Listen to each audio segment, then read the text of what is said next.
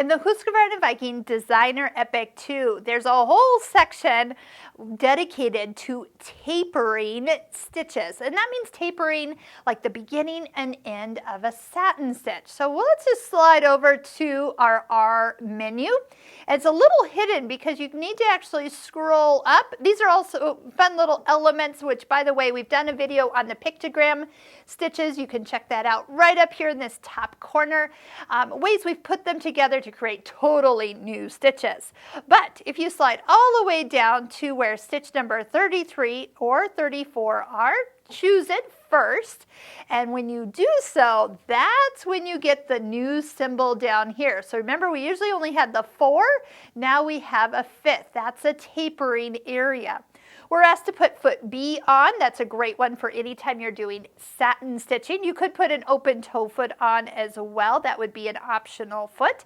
And we do see a symbol indicating a reverse button will need to be touched when we want to activate the end of the tapering feature.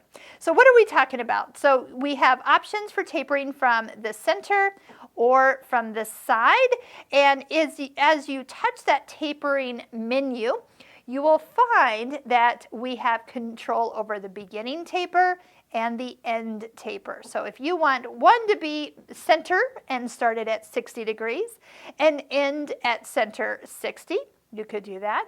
You could have each one be different. So we could come in from one side and leave on the other side. So how does this actually work? That you have control over this middle part. So I'm going to just go ahead and I'm going to just push my stop button here. We'll sew a little bit. It will start with the taper I asked, and then it's working with the satin stitch down the middle. And when I want it to end, I'll touch the reverse button and it tapers it, locks it, and then I can cut it right where that last stitch actually came out. So let's just see what we actually have. So that is exactly what we want. So that means that you can travel down your fabric. Maybe you're doing an applique, you're putting it around another piece. When you get close to the end of that piece, you can touch the reverse button and have it finish. It's almost like it could build a picture frame. We could needle down right there and pivot 90 degrees and do it again. Maybe if that was the case, maybe we use more of a 45-degree angle for each of those. And maybe we do, let's do 45 that way and that way.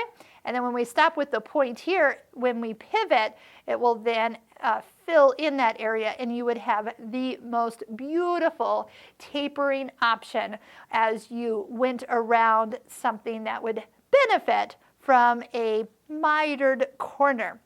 If you don't want anything on that final bit, you can turn it off. But again, you have complete control as well as control over the width. So if you want to narrow that down, you have all the capabilities of changing the width. And depending on how thick your thread is, you could alter the stitch length to be more dense or filled in if your thread was a little thinner. So if you like this, I have a feeling you might benefit from checking out our free videos on our Husqvarna Viking Stitching Cosmos online course, where we do tons of things with decorative stitches all over the Husqvarna Viking sewing machines and use some extra presser feet along the way. So check that out. I hope you'll join us. Those online courses are yours to keep for a lifetime. So you have no limit or time limit that you have to complete those courses.